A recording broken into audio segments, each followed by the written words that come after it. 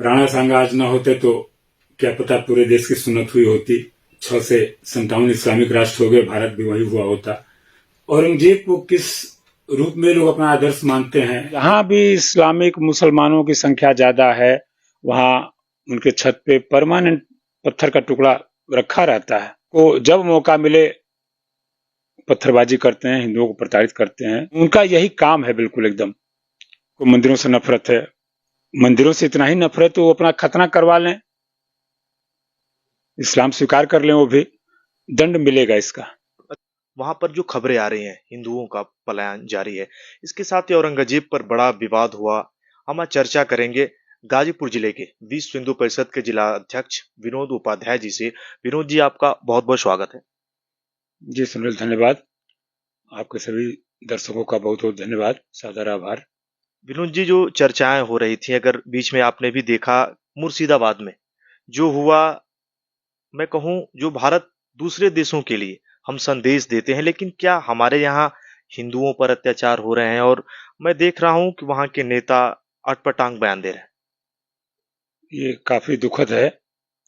मुर्शिदाबाद में हिंदुओं पर जिस कदर अत्याचार हो रहा है, हम सभी हिंदू इसको लेकर ज्वलित हैं और सरकार से मांग करते हैं अति शीघ्र वहां हिंदुओं के ऊपर अत्याचार को रोका जाए।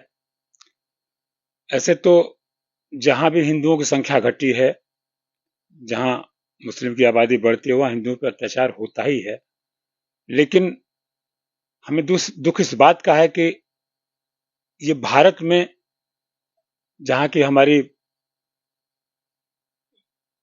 सेकुलर सरकार है, इसके बावजूद पाकिस्तान बांग्लादेश में होता है तो हम मजबूर हैं, लेकिन यहाँ हमारी सरकार होते हुए भी अगर कुछ नहीं हो रहा तो ये दुखद है।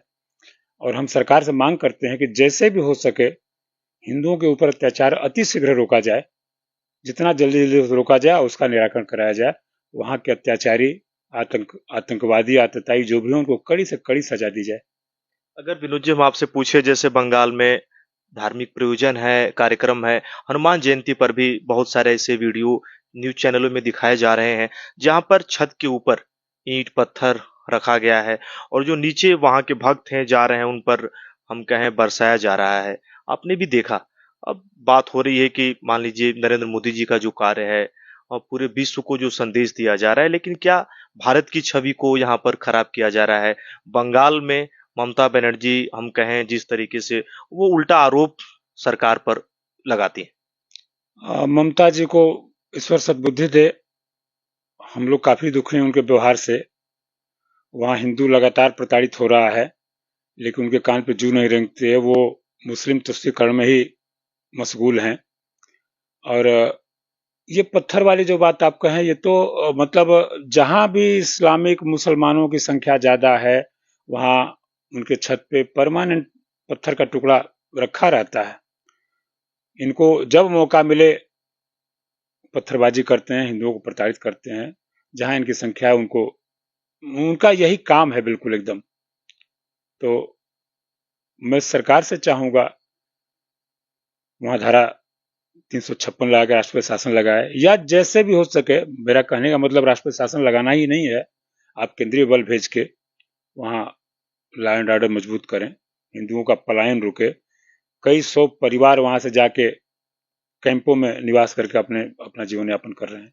तो उनके प्रति हमारी पूरी संवेदना है और मैं सरकार से मांग करता हूं। आप देखे होंगे कि अभी रामजी लाल सुमन, जो कि बहुत ही उटपटांग भाषा का प्रयोग उन्होंने किया है, इसके बावजूद सरकार ने उनको सुरक्षा दी। अच्छी बात है, ये राजधर्म है। किसी की भी सुरक्षा की गारंटी सरकार को लेनी चाहिए, सरकार ने यहाँ दिया भी है। लेकिन वही सुरक्षा की गारंटी बंगाल में, मुर्शिदाबाद में नहीं मिल पा रही, इसलिए दुख है। तो मैं सरकार से कहूंगा कि अपना राजधर्म वहां भी निभाएं, निश्चित तौर पर वहां हिंदुओं को सुरक्षा की गारंटी दें। विनोद जी, कल किसी सपा नेता ने बयान दिया कि मंदिरों की उन्होंने बात की, कहा कि अगर सब कुछ ठीक रहता, हिंदू देवताओं की बात की, कि जो मुस्लिम आक्रांता थे, मुस्लिम आक्रमणकारी थे, और उनका ये बयान था कि वो नहीं आते, महमूद गजनवी की बात की। जो कि बयान, आप पर इस पर क्या कहें? देखिए, ये सपा का प्रायोजित कार्यक्रम है सब। इससे पहले आपने देखा होगा सपा में स्वामी प्रसाद मौर्य थे। उस समय वो बोलते थे हिंदू धर्म के खिलाफ, रामायण के खिलाफ, रामचरितमानस के खिलाफ। आज ये महाशय बोल रहे हैं इनको मंदिरों से नफरत है। तो हम तो यही कहेंगे कि भगवान को सद्बुद्धि दे, और मंदिरों से इतना ही नफरत तो वो अपना खतना करवा लें, इस्लाम स्वीकार कर लें वो भी। और मैं चूंकि राजनीतिक विषय हो जाता है, बहुत नहीं कहना चाहूंगा इस विषय पे, लेकिन सपा का ये प्रायोजित कार्यक्रम है, चाहे रामजी लाल सुमन हो, चाहे ये जो विधायक जी अभी जो बोले हैं, पता नहीं क्या नाम भूल गए उनका मैं, तो या इससे पहले स्वामी प्रसाद मौर्य बोले थे, ये सब प्रायोजित है। जनता को खूब समझ आ रहा है और निश्चित तौर पे जनता समय आने पर इसका जवाब देगी। और जो ये लोग इस निंदा कर रहे हैं, भगवान की निंदा कर रहे हैं, भगवान भी देख रहे हैं, इनको दंड मिलेगा इसका।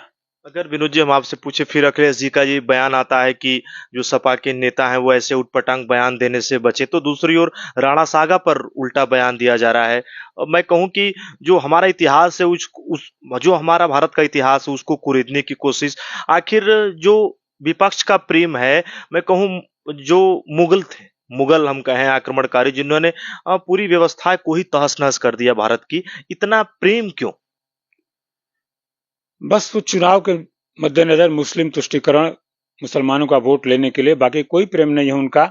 मुसलमानों से भी प्रेम हम किस कदर कहें कि कैसा प्रेम है, केवल वोट के लिए प्रेम है, ये कुछ नहीं है। इनका मानसिक दिवालियापन है। राणा सांगा आज ना होते तो क्या पता पूरे देश की सुन्नत हुई होती। जैसे 6 से 57 इस्लामिक राष्ट्र हो गए, भारत भी वही हुआ होता। राणा सांगा ना होते तो पता नहीं ये लोग आज किस पोजीशन में होते। लेकिन राणा सांगा की बहादुरी, वीरता को नमन है और इनकी गाथा को गाई जानी चाहिए। महाराणा संग्राम सिंह, जिनको राणा सांगा के नाम से जाना जाता है, अपने समय में गुजरात से लेकर दिल्ली तक सभी राज परिवारों को एक करके केसरिया बाना उन्होंने पहना था, केसरिया झंडा को लहराया था। उनको उस समय हिंदू पथ नाम का वो मतलब पदवी मिली हुई थी, हिंदू पथ, जिन्होंने हिंदुत्व सनातन की रक्षा के लिए अपना सर्वस्व न्यौछावर किया। रण क्षेत्र में एक बार एक हाथ नहीं रहा, एक पैर नहीं रहा, 80 घाव जिन्होंने अपने शरीर पर झेले हैं केवल हिंदुत्व की रक्षा के लिए, वो व्यक्ति पूजनीय है, वंदनीय है। और इसकी जो निंदा करता है, समाज देख रहा है, उनकी मंशा कभी पूरी नहीं होगी जिस नियत से वो लोग निंदा कर रहे हैं। जानते वो भी हैं, ऐसा बात नहीं है, लेकिन केवल चुनावी राजनीति के लिए, मुसलमानों को खुश करने के लिए वो कुछ भी अनाप शनाप बके जा रहे हैं। तो ठीक है, बहुसंख्यक समाज को आप इस कदर प्रताड़ित करेंगे, मानसिक यातना देंगे, तो समाज आपको समय आने पर जवाब देगा। औरंगजेब की बात होती थी, ऐसे लोग, ऐसे राजा जो कि अपने बाप तक के नहीं हुए। इस्लाम में तो ये तमाम उदाहरण है। औरंगजेब को किस रूप में लोग अपना आदर्श मानते हैं, जबकि मुसलमान भी जो यहाँ पे है, भारतवर्ष में जो भी मुसलमान है, औरंगजेब बाबर की औलाद नहीं है। वो हमारे आपके बीच के हमारे भाई हैं। किसी परिस्थिति बस, चाहे उनके अत्याचार से डर के, चाहे जिस कारण बस वो इस्लाम स्वीकार किए, लेकिन वो है हमारे आपके बीच के। उनका डीएनए हमारा डीएनए एक है। लेकिन आज के राजनेताओं के मतलब इस तुष्टीकरण की राजनीति के चलते या समाज को बांटने की नियत से ये भ्रांतियां फैलाई जाती हैं, और कुछ तथाकथित आतंकवादी किस्म के लोग जो हैं इस तरह के भ्रामक प्रचार प्रसार में लगे हुए हैं, औरंगजेब को अपना माई बाप मान रहे हैं। तो औरंगजेब तो आया तो हमसे ज्यादा तो उन्हीं को प्रताड़ित किया जो आज उनकी वीरगाथा गा रहे हैं। हम तो फिर भी बचे हुए हैं। जिन्होंने अपना धर्म छोड़ दिया, किसी न किसी दबाव में, प्रताड़ना में धर्म छोड़ के वो उधर गए, तो उनको तो सबसे पहले औरंगजेब का विरोध करना चाहिए। लेकिन हमारे जो आज के राजनेता हैं, जो मुस्लिम तुष्टीकरण में अपने आप को झोंक चुके हैं, समाज को गद्दा कर रहे हैं, और कुछ वामपंथी विचारधारा के लोग हैं, तो ईश्वर सद्बुद्धि देंगे उनको, इसमें बहुत कुछ नहीं कहना है। सब लोग जानते हैं औरंगजेब कौन था। औरंगजेब से हमारे देश में हमारे हिंदू मुसलमान किसी का कोई लेना देना नहीं है। लेकिन अगर हम आपसे पूछे जैसे औरंगजेब का नाम हो, अकबर का नाम हो या शाहजहां का, सरकार ने उनके नाम पे जो रोड थे या जो कुछ है उसको बदल रही है। अगर महापुरुषों को नाम हो, हमारे राजाओं के नाम हो, लेकिन कुछ ऐसे लोग या नेता विरोध क्यों करते हैं? उनका नाम ही उनके लिए मैं कहूं संजीवनी है। देखिए, इस देश में औरंगजेब बाबर का नाम तो बदलना चाहिए। वो कौन से महापुरुष, कौन सा अच्छा काम किया उन्होंने देश के लिए कि मैं उनका नाम ढूंढूं? तो नाम तो बदलना चाहिए। जो भी नाम, अच्छा नाम इन्होंने बदला है। इलाहाबाद का नाम इलाहाबाद नहीं था, प्रयागराज ही था। इन्होंने बदल के इलाहाबाद किया था, तो आज समय हमने प्रयागराज कर दिया उससे। और जो भी नाम इस्लामिक आतताइयों ने अपने समय में बदले, उसको बदल के पुनः सनातनी नाम रखा जाना चाहिए, और रखा जा रहा है। निश्चित तौर पर धीरे धीरे बदलाव आएगा। अब कुछ लोगों के पेट में दर्द हो रहा है, तो उसका कोई इलाज नहीं है, उनको दर्द होता रहेगा। ईश्वर करे उनको दर्द होता रहे ऐसे ही, और सनातन हमारा बुलंदियों पे पहुंचे। और हम सब सनातनी भारत में जो भी हैं, मैं मुस्लिम बिरादरी को भी कह रहा हूं, वो भी सनातनी हैं। हम केवल हिंदू की बात नहीं करते हैं, जो भी भारत में वो सब सनातनी है। सबको मिलकर औरंगजेब बाबर और इब्राहिम लोदी का विरोध करना चाहिए। वो हमारे कुछ नहीं है। एक समय था जिस भी कारण बस उन्होंने हमारे ऊपर कब्जा किया, हमारे धन को लूट के ले गए, मारकाट किए। आज जब हम सुदृढ़ हुए हैं, तो हम अपने गौरव को याद करेंगे, अपने महापुरुषों को याद करेंगे, उनकी यादों को संजोएंगे। और यही हो रहा है। सरकार ने राज्यसभा में, लोकसभा में वक्फ जो बोर्ड था उसको पूरी तरीके से खत्म कर दिया, उस संशोधन को, लेकिन बवाल मचा है। और कुछ मुस्लिम लोग भी है जो कि इसका खुले तौर पे उन्होंने कहा, स्वागत किया है। लेकिन आखिर क्यों? देखिए, वक्फ बिल जो पहले वक्फ कानून था, आप भी जानते हैं वो किस कदर तुष्टीकरण के लिए एक गंदा हथियार पकड़ा दिया गया था। अच्छा, वक्फ की जो भी प्रॉपर्टी है उसमें कुछ चिन्हित लोग उसकी मलाई खा रहे थे। उस वक्फ कानून के आड़ में अवैध कब्जा किया जा रहा था। किसी की जमीन पर अवैध कब्जा जाके कह दे कि वक्फ की जमीन है, उसको आपके पास कोई अधिकार नहीं था, वो जमीन छीन लेते थे। तो नया कानून जो है इन सब कुरीतियों को दूर करके उनके गंदे हथियार को दूर किया गया है। और जो नए कानून अभी लागू हुआ उसमें इस वक्फ की संपत्ति से इस्लामिक बिरादरी के मतलब जो गरीब तबका है उनको भी लाभ मिलेगा। इसीलिए कुछ वर्ग जो है इसमें खुश है। वक्फ बिल जिस दिन आया है, मुसलमानों का एक वर्ग मिठाइयां बांटा, खुशी जाहिर किए लोग। तो ऐसा नहीं है, ये जो नया वक्फ कानून है मुसलमान भाइयों के लिए बहुत ही लाभदायी है और भविष्य के लिए बहुत अच्छा है।